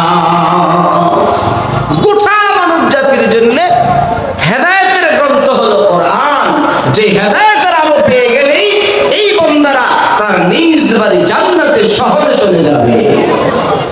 ঠিক না ঠিক? কোরআনের আলো ছাড়া জান্নাতে যাওয়া কোনোভাবেই কিনা সম্ভব, কোনোভাবেই সম্ভব। এজন্য কোরআন যারা গ্রহণ করেছে, আল্লাহ তাআলা বলে, বন্ধু আপনি কোরআনের দিকে আমার বান্দাদেরকে দাওয়াত দেন। আল্লাহ তাআলা নাযিল করেছেন, ওয়া আনজির আশিরাতাকাল আকরাবিন। বন্ধু আপনি আপনার এলাকাবাসীদেরকে, প্রতিবেশীদেরকে দাওয়াত দেন, ডাক দেন যে তোমরা গ্রহণ করো। এই কোরআন গ্রহণ করলেই তুমি তোমার জান্নাতের বাড়িতে চলে যাইবা। সুবহানাল্লাহ। সর্বপ্রথম যাকে দাওয়াত দিয়েছেন, সর্বপ্রথম যার কাছে কোরআনের কথা পয়গম্বর বলেছেন, নবী 40 বছর পর্যন্ত শুধু পৃথিবীর মানুষের তামসা দেখেছে। ঠিক না ঠিক? 40 বছর আগে কোরআনের কোন দাওয়াত দিয়েছে নবীজি? বুঝেন নাই কথা? দাওয়াত দিয়েছে না, নবীর উপর কোরআন নাযিলই তো হয় না, দাওয়াত দেয় কি করে? 40টা বছর পর্যন্ত মক্কা নগরীর মানুষগুলো অবস্থা দেখেছেন যে বাইতুল্লাহ পৃথিবীর প্রথম ঘর। এর পূর্বে দুনিয়ার মধ্যে কোনো ঘর বাড়ি ছিল না। ঠিক না ঠিক? আল্লাহ তাআলা বলেন, ইন্না আউওয়ালা বাইতিন উদিআ লিন-নাসি লাল্লাযী বিবাক্কাতা মুবারাকাও ওয়া হুদাল লিল-আলামিন। আল্লাহু আকবার। আমার মনে হয় যে আপনারা বিরক্ত হইতেছেন নাকি? মনোযোগ আছে? কোরআনের কথা মনোযোগ সহকারে শোনার জন্য আল্লাহ অর্ডার করেছেন। কে করেছেন? আল্লাহ হুকুম করেছেন। আল্লাহ বলেন, ওয়া ইযা কুরিআল কুরআন ফাসতামিউ লাহু ওয়া আনসিতু লাআল্লাকুম তুরহামুন। এবং কোরআনের তেলাওয়াত যেখানে হয়, বড় চুপ হয়ে খামোশ হয়ে মনের আরেকটা কান আছে। কিসের কান? মনের একটা, দিলের একটা কান আছে। তোমার এই চামড়ার কান একটা গরুর আছে, আছে না নাই?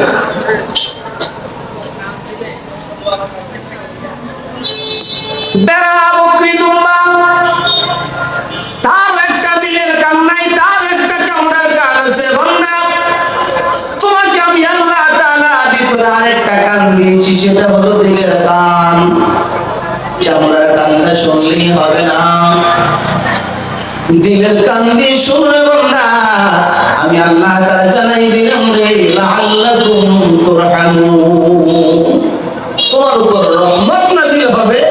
অন্তরে যে অপরাধের কারণে গুনাহ করে ফেলেছিলে, গুনার কালো কালো দাগ অন্তরে পড়ে গিয়েছে, আল্লাহ তাআলা এক আয়াতে বলেন, কাল্লা বাল রানা আলা কুলুবিহিম মা কানু ইয়াকসিবুন।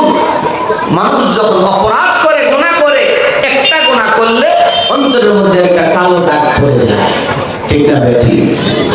আল্লাহ তাআলা বলে, বান্দা গুনাহ করলে পরে কালো দাগ পড়ে যায়, আর যখন নেকের কাজ করবে বান্দা, তখন তোমার অন্তর থেকে কালো দাগগুলো মুছে যায়।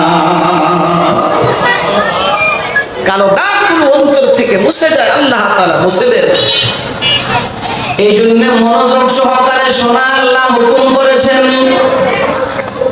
তা বলতেছিলাম, আল্লাহ পাক রব্বুল আলামিন বলেন, আমার বন্ধুকে আমি 40 বছর পর্যন্ত কাউকে কোনো কিছু বলার পারমিশন দেই নাই।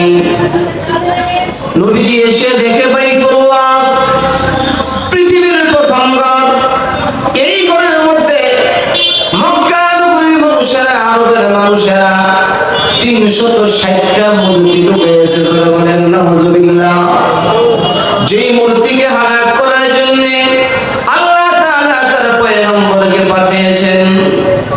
আল্লাহর রাসূল 40 বছর পর্যন্ত শুধু দেখেন, কোনো কিছু পায় না।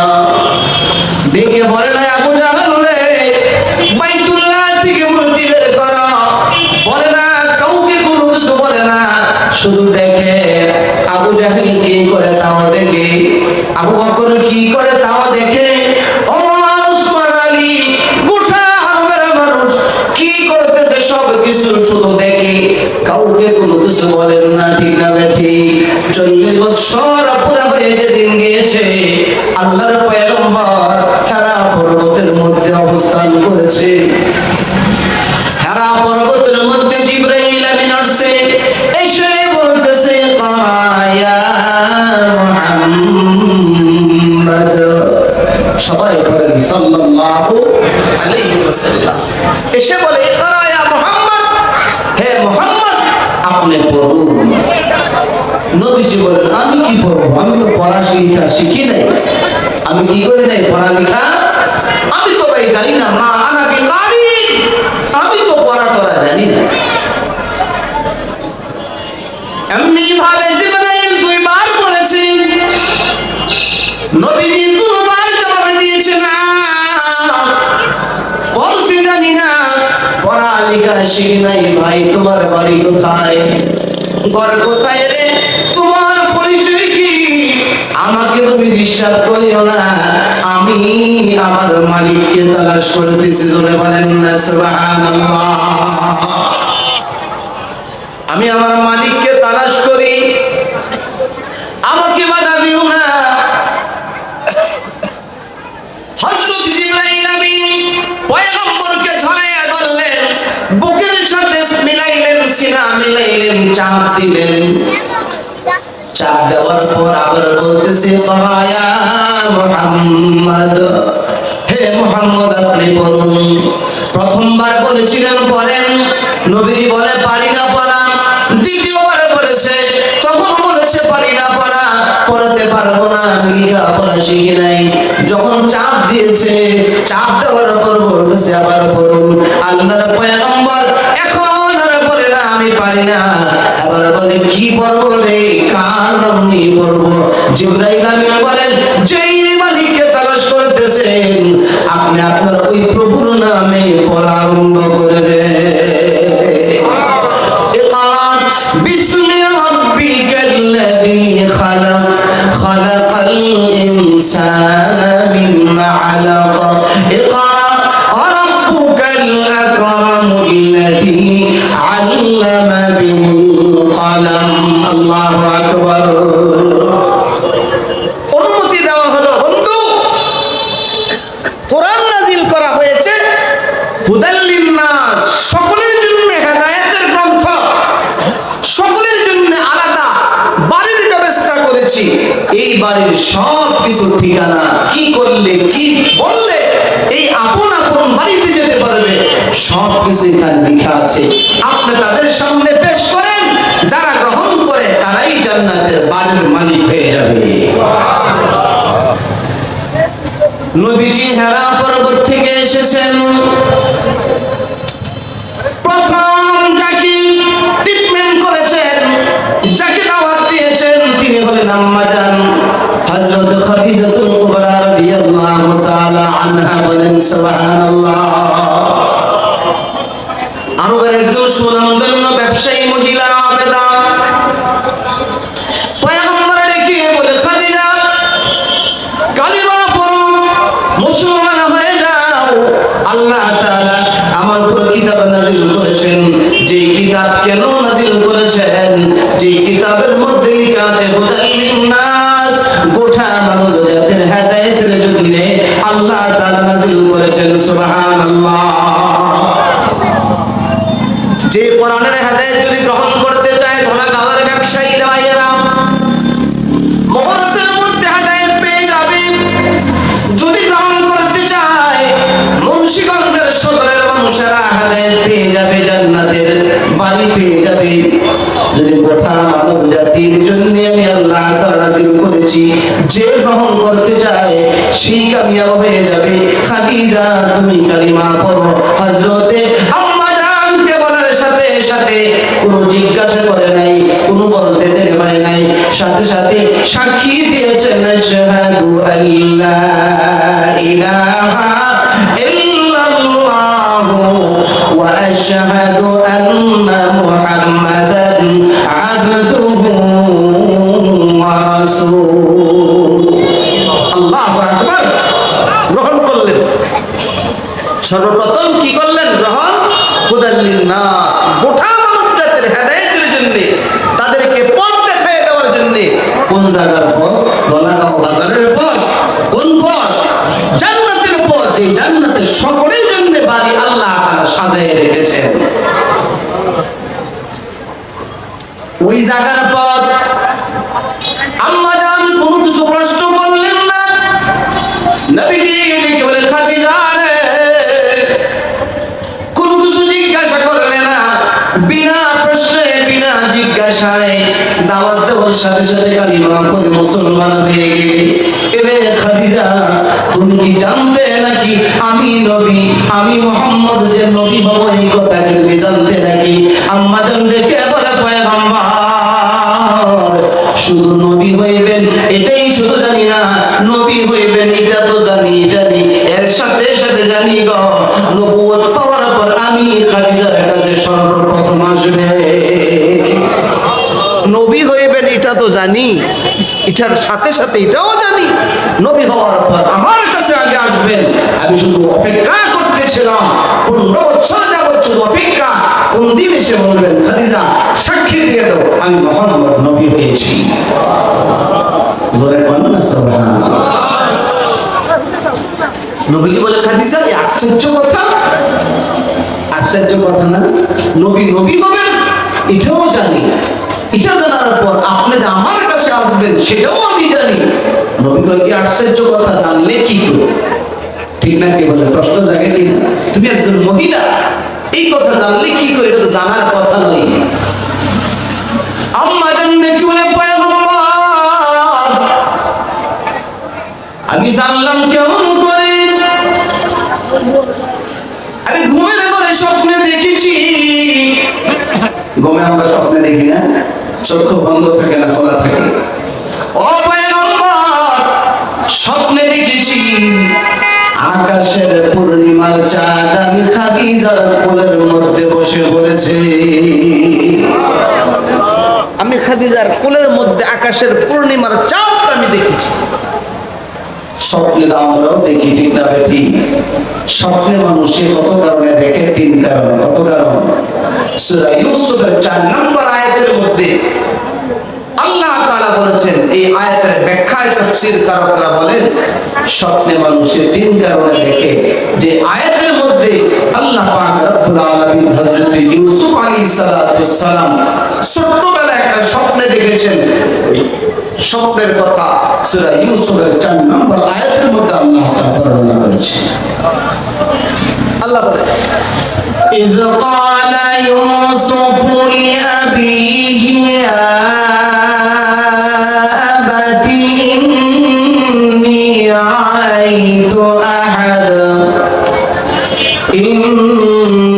رأيت أحد عشر كوكبا والشمس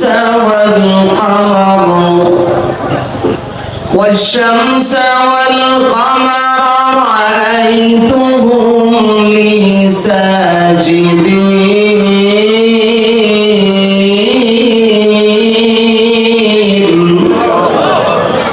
এই আয়াতের মধ্যে ইউসুফ আলাইহিস সালাম রাতে স্বপ্নে দেখেছিলেন 11টা নক্ষত্র, সূর্য এবং চন্দ্র ওনাকে সিজদা করেছে। বলেন সুবহানাল্লাহ। সকালবেলা আব্বা ইয়াকুব আলাইহিস সালামকে বলে, আব্বা আমি তো এই স্বপ্নে দেখেছি। ইয়াকুব আলাইহিস সালাম স্বপ্নের ব্যাখ্যা বুঝেছেন, উনি তো পয়গম্বর, উনি স্বপ্নের কথা শুনেই বুঝে ফেলেছেন আমার এই সন্তান সাধারণ সন্তান হবে না, যোগ শ্রেষ্ঠ মানুষ হবে। বলেন সুবহানাল্লাহ। উনি স্বপ্নের ব্যাখ্যা বুঝে ওনার ছেলেকে সতর্ক করলেন। قال يا بني لا تقصص رؤياك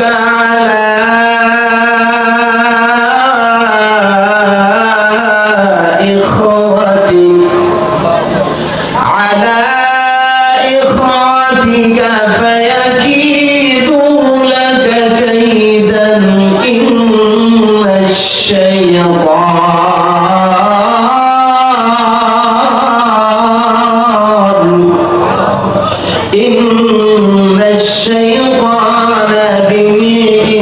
للإنسان عدو مبين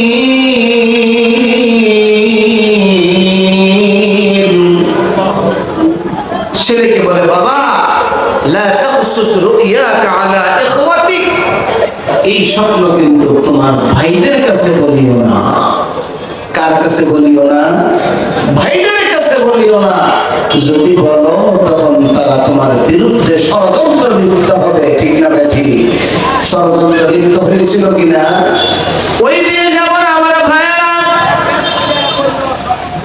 বলতেছিলাম স্বপ্নের তিনটা কারণ এক নম্বর কারণ হলো মানুষ যা কিছু কল্পনা করে তাই স্বপ্নে দেখে মানুষে যা কিছু কল্পনা করে তাই স্বপ্নে দেখে মনে মনে এটা এটা ওই দিক যাবো এই দিক যাবো এটা করবো ওইটা করবো বাবার কাছে বলে বাবা লেখাপড়া করবো না বিদেশে পাঠাও বিদেশে যাবো তখন ঘুমের ঘরে স্বপ্নে দেখি সে বিদেশ যাইতেছে বিমানের মধ্যে উঠছে ঠিক না ঠিক কল্পনা যা করে তাই স্বপ্নে দেখে দুই নম্বর কারণ হলো কল্পনা না স্বপ্নকে স্বপ্ন শয়তানে দেখায় আছে না নাই শয়তান এটা খাওয়ায় ওটা খাওয়ায় বিভিন্ন জায়গায় নিয়ে যায় দুই নম্বর কারণ হলো শয়তান মানুষকে স্বপ্ন দেখায় তিন নম্বর কারণ হলো কল্পনাও না শয়তানও না স্বপ্ন আল্লাহ তাআলা তার বান্দাকে দেখায় সুবহানাল্লাহ আম্মা জান খাদিজা বলেন নবীজি ঘুমের ঘরে স্বপ্নে দেখেছি পূর্ণিমার চাঁদ আমার কোলের মধ্যে এসে বসে পড়েছে আমার রাত শেষ হওয়ার পর সকালবেলা আমি স্বপ্নের ব্যাখ্যা জানার জন্য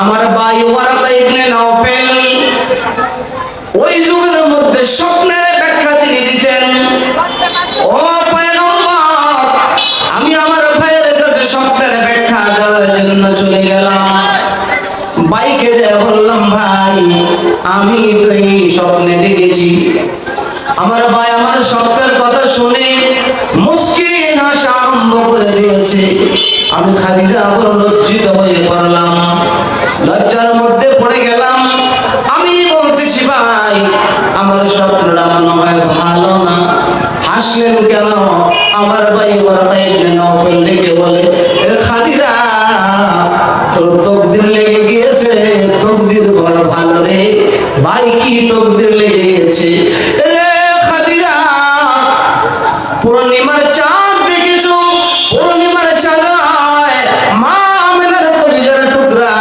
শেষ পয়গম্বর শেষ নবী হওয়ার পর তুমি খাদিজার কাছে সর্বপ্রথম আসবে জোরে বলেন না আল্লাহু আকবার ও পয়গম্বর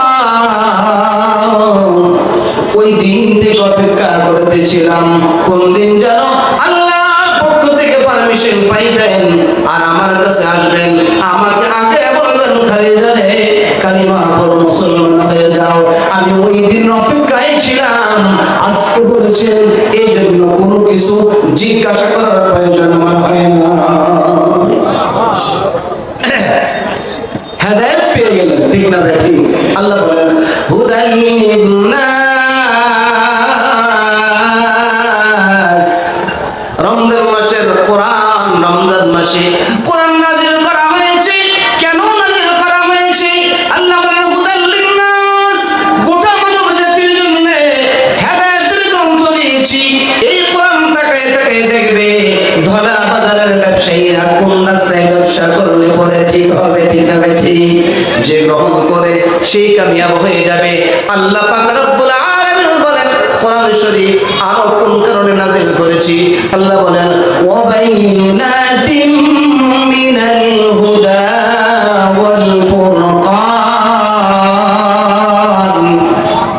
ওয়া বাইনাতিম মিনাল হুদা ওয়াল ফুরকান হক এবং বাতিল রাত এবং দিন ভালো এবং মন্দ কয়টা সাইড আছে বলেন দুইটা দিক আছে আল্লাহ তাআলা বলেন গোটা মানব জাতির জন্য হেদায়েতের মার্কাজ হেদায়েতের গ্রন্থ বানাই দিলাম জান্নাতে যাওয়ার সব কিছু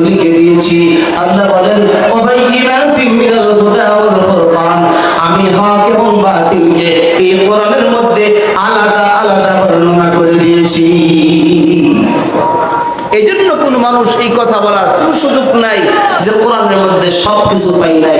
১,৫০০ বছর আগে আল্লাহ তাআলা পৃথিবীর মধ্যে কিয়ামত পর্যন্ত যত ঘটনা ঘটবে, যত প্রশ্ন আসবে, যত সমস্যা হবে, সব সমস্যার সমাধান আগাম আল্লাহ তাআলা ১,৫০০ বছর আগে কোরআন শরীফের মধ্যে দিয়েছেন। বলেন সুবহানাল্লাহ। মুন্সিগঞ্জের মানুষ ব্যবসা কেমন করে করবেন কোরআনের মধ্যে আছে না নাই? সুদ খাওয়া হালাল না হারাম? আল্লাহ বলেন ওয়াবাইয়িনাতিন মিনাল হুদা ওয়াল ফুরকান। আমি আল্লাহ তাআলা আলাদা করে দিয়েছি। এই ব্যবসায়ীরা ব্যবসা কেমন করে করবে আমি আল্লাহ তাআলা কোরআন শরীফের মধ্যে আলাদা করে দিয়েছি। ওই কৃষক তুমি কৃষিকাজ কেমন করে করবে কোরআন শরীফের মধ্যে সব কিছু আলাদা করে দেওয়া হয়েছে। এর একজন ড্রাইভার গাড়ি কেমন করে চালাবে এটা কোরআনের মধ্যে আছে না নাই? বলেন। নামাজ পড়বা, নামাজ কেমনে পড়বে এটাও কোরআনের মধ্যে আছে। রমজান মাস আসতেছে, রোজা আল্লাহর বান্দা কেমন করে রোজা রাখবে তাও কোরআনের মধ্যে আছে। আল্লাহ বলেন ওয়াবাইয়িনাতিন মিনাল হুদা ওয়াল ফুরকান। হযরত ওমর ছিলেন বাতিল পথে, নাহক পথে ছিলেন। নবীজির কাছে দুষ্ট আবু জাহেল দারুন নাদওয়াতে মক্কা নগরীতে তার ক্লাব ঘরের মধ্যে বসে সিদ্ধান্ত করেছে, এই মক্কার লোকেরা মুহাম্মদের জ্বালায় তো আর বাঁচি না। জোরে বলেন না নাউজুবিল্লাহ। বাপ দাদার ধর্মের উপরে চুলকানি লাগাইতেছে, আঘাত করতেছে, আর দেরি করা যায় না। মুহাম্মদের ব্যাপারে আজকে সিদ্ধান্ত নেওয়া হবে, তাকে কি করা যায়। দুষ্ট আবু জাহেল ঘোষণা করে দিল, মক্কার কে আছো, কি পারবে মুহাম্মদের গর্দান আমার কাছে নিয়ে আসবে। সূরা বলেন না নাউজুবিল্লাহ। মুহাম্মদের গর্দান বুঝি কেটে ফেলা দুনিয়ার মানুষের পক্ষে সম্ভব না? না না, মুহাম্মদ সাল্লাল্লাহু আলাইহি ওয়াসাল্লামের গর্দান তো দূরের কথা, কোরআন শরীফের আলিফের উপরে যে নকতা আছে কিয়ামত পর্যন্ত এই নকতা উপরে থেকে নিচে আনার ক্ষমতাও কারো না। ঠিক না ঠিক? আল্লাহ লিখতে আলহামদু হলো প্রথম সূরা, আলহামদুর উপরে যে আলিফ আছে, আলহামদু লিখতে আলিফ লাগে না? আলিফ প্রথম হরফ আলিফ।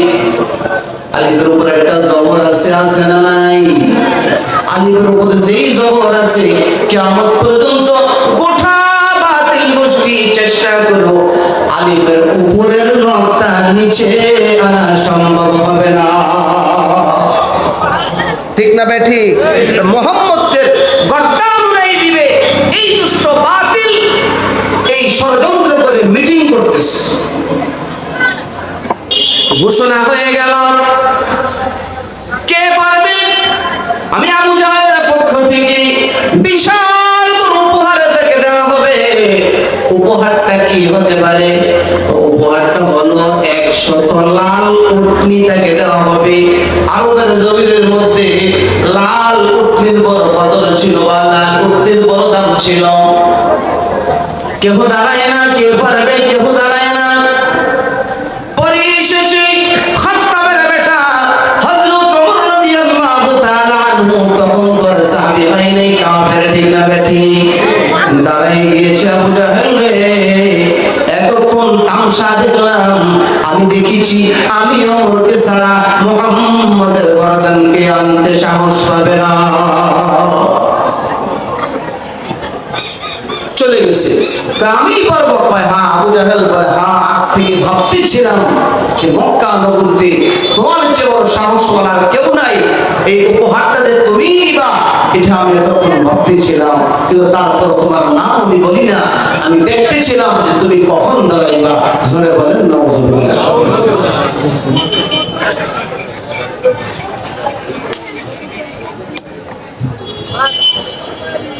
খোলা তরবারি নিয়ে বের হয়ে গিয়েছে ঘর থেকে। যারা হজে গিয়েছে, হযরত ওমরের বাড়ি ছিল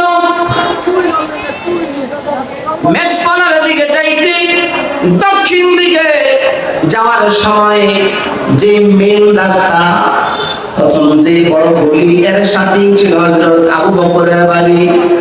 আবু বকরের বাড়ি থেকে পশ্চিম দিকে জাবালে ওমর পাহাড় ছিল, এখনো পাহাড় আছে, বিল্ডিং করা হচ্ছে, ওইখানে হলো হযরত ওমরের বাড়ি।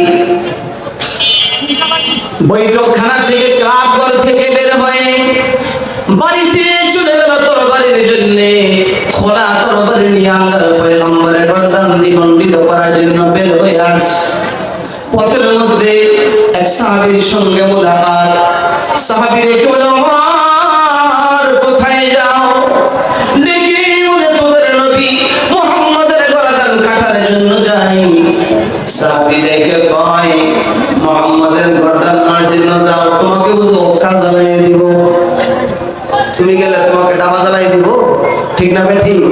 এই কথা বলার পর কুটকুট শুনে তো সেটা উঠছে। এরপরে সাহাবী দেখে সর্বনাশ, কি চাইতে পারে? কয়, শোনো শোনো। কয়, কি হয়েছে?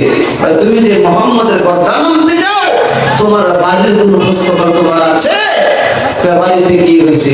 বা তোমার বোন ভগ্নিপতি মুহাম্মদ সাল্লাল্লাহু আলাইহি সাল্লামের কালিমা পড়ে মুসলমান হয়ে গেছে।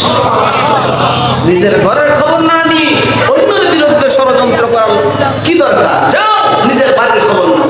তাই নাকি যাওয়া? উল্টা রওনা হলো বোনের বাড়িতে। বোনের বাড়ির দরজার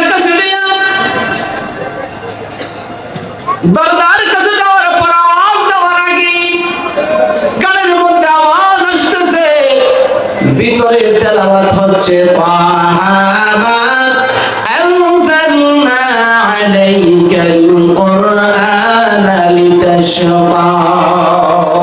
আল্লাহু আকবার।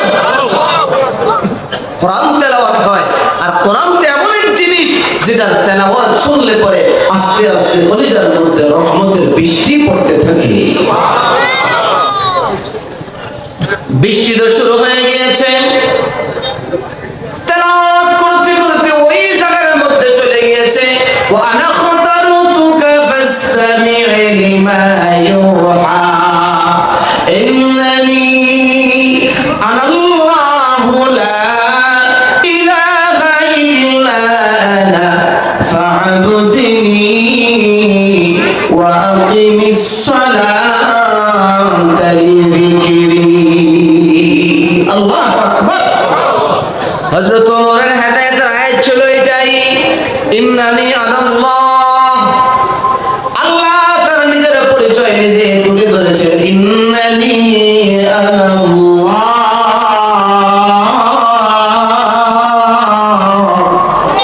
আমি হলাম আল্লাহ, আমি হলাম আল্লাহ। লা ইলাহা ইল্লা, কোন ইলাহ নাই, একমাত্র আমি আল্লাহ তাআলাকে ছাড়া, ঠিক না বেঠি? নিজের পরিচয় নিজে দিয়েছেন। দিলের মধ্যে রহমতের বৃষ্টির ফোঁটা পড়া শুরু হয়ে গিয়েছে। তারপর আওয়াজ দিয়েছে, এই দরজা খোলো। বোন ভগ্নিপতি ভয় পেয়ে গিয়েছে যে আল্লাহ দ্বিতীয় আজরাইল পাঠাইছে আমার বাড়ি। ঘরের ভিতরে প্রবেশ করেছে, মুহূর্তের জন্য দেরি না করে তরবারির দ্বারা আঘাত শুরু করে দিয়েছে। ভগ্নিপতিকে, বোনকে রক্তাক্ত করে ফেলেছে। বোন তো রক্ত দো, কতক্ষণ মারার পর রক্ত দেখি ভয় হয়ে মহব্বত লেগে গেছে। আরে কি করলাম রে? এবার বোনকে ডেকে বলবেন, রে বোন কি করতেছিলি রে? কি পড়তেছিলি আমাকে বল। আল্লাহু আকবার। কি তেলাওয়াত করতেছিলে আমাকে একটু শোনা। হযরত ওমর বলে, না না, কি পড়েছি বলা যাবে না। কেন রে বলা যাবে না? এমন একটা কিতাব পড়েছি যেটা অপবিত্র অবস্থায় তেলাওয়াত করা যায় না। তোমাকে শোনানো যাবে না, তোমার কাছে দেওয়া যাবে না। কই কেন দেওয়া যাবে না? কই আল্লাহ নিষেধ করেছেন। সুবহানাল্লাহ। আল্লাহ তাআলা বলেন, লা ইয়ামাসসুহু ইল্লাল মুতাহহারুন।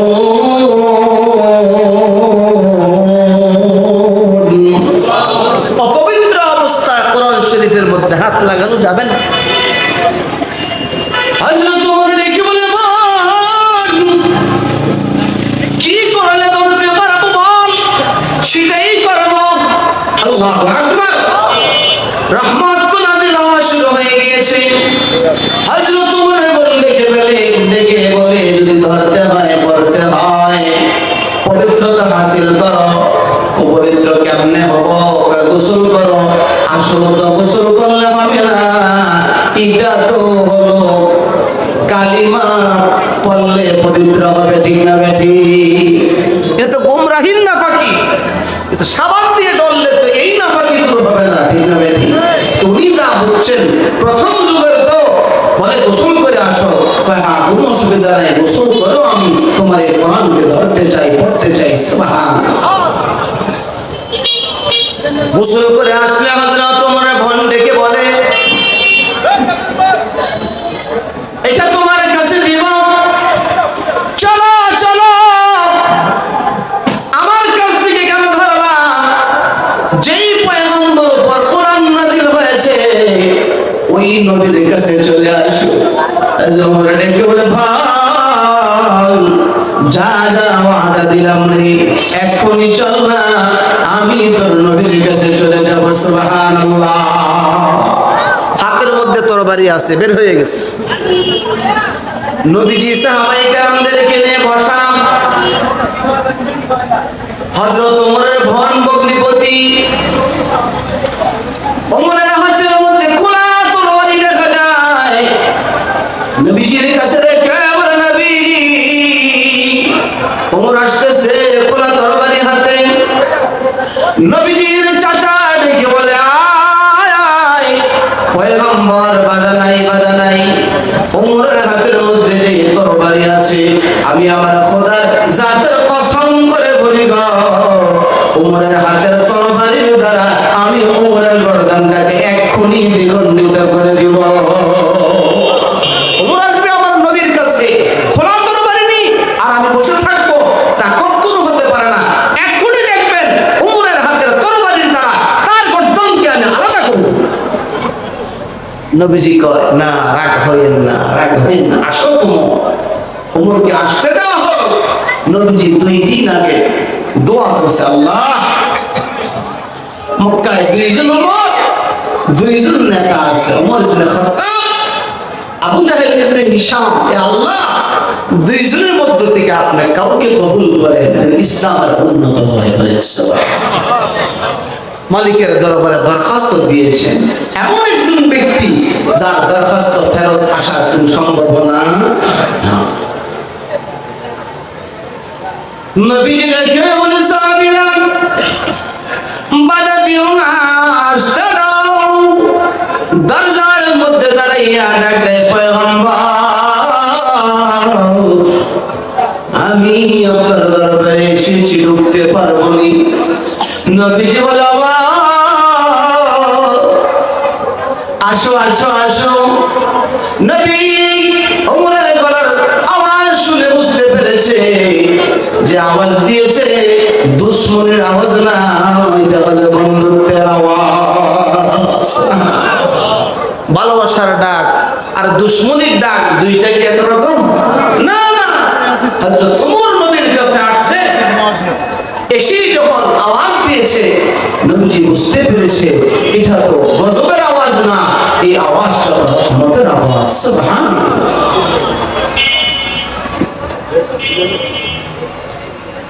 ভাইরা আমার, ওমর নবীর দরবারে এসেছেন।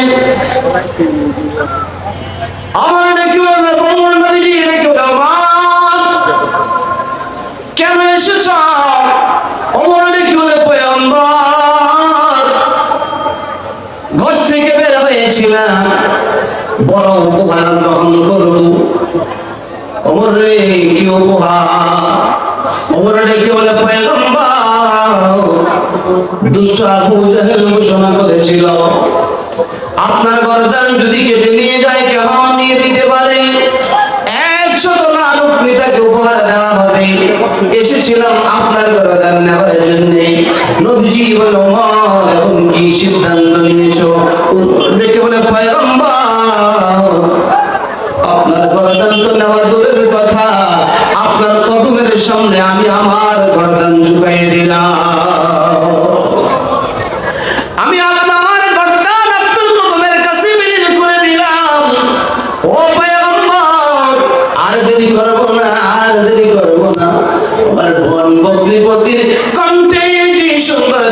শুনেছি গো, আমাকে এক্ষুনি পড়াই দেন আপনি আশহাদু আল্লা ইলাহা ইল্লাল্লাহু ওয়া আন্নাকা রাসূলুল্লাহ। আল্লাহু আকবার। মুসলমান হয়ে গেলেন। নবীজি বলেন হযরত ওমর যখন কালিমা পড়েছে ওই মজলিসের মধ্যে সাহাবায়ে কেরাম উপস্থিত ছিলেন, এত জোরে আল্লাহু আকবার ধ্বনি দিয়েছে মনে হয় আকাশ বাতাস মুখরিত হয়ে গেছে। জোরে বলেন আল্লাহু আকবার। এত আনন্দিত হয়েছে, এত আশ্চর্য হয়েছে। হযরত ওমর কালিমা পড়ে কি বলে, পয়গম্বর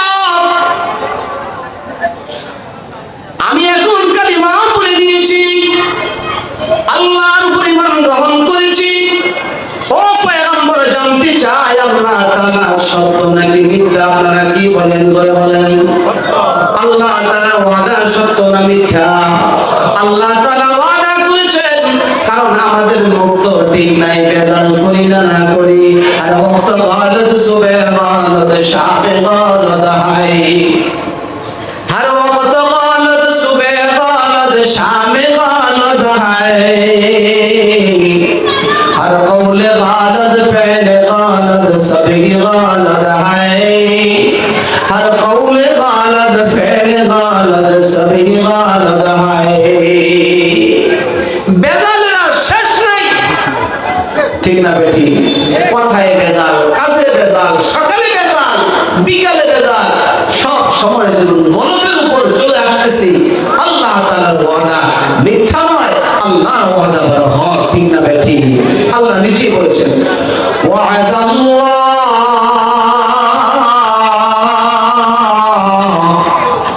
লা ইউখলিফুল্লাহু ওয়া'দাহু ওয়ালাকিন্না আকসারান নাস ওয়ালাকিন্না আকসারান নাস লা ইয়া'লামুন।